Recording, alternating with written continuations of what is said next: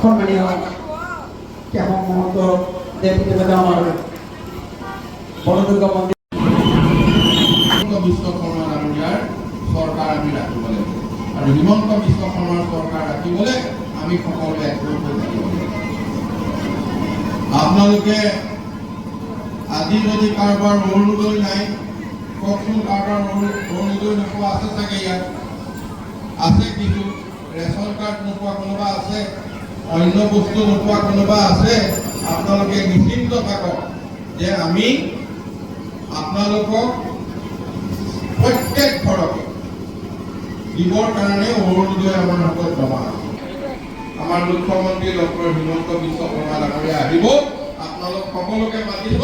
তেখেতৰ মুখৰ পৰা কি কি কথা শুনিব লাগে আপোনালোকে শুনি যাব আৰু আপোনালোকে সকলোৱে অঞ্চলত বহুত কথা বুজাই আছে, ঘৰে ঘৰে বহুত কথা বেলেগ বেলেগ। সোমবাৰে ইয়াত এখন সভা অনুষ্ঠিত হ'ব গোটেই লাওখোৱা মণ্ডলক লৈ। এই সভাত মাননীয় মুখ্যমন্ত্ৰী ডাঙৰীয়া উপস্থিত থাকিব অহা সোমবাৰে সন্ধ্যা ৭ বজাত।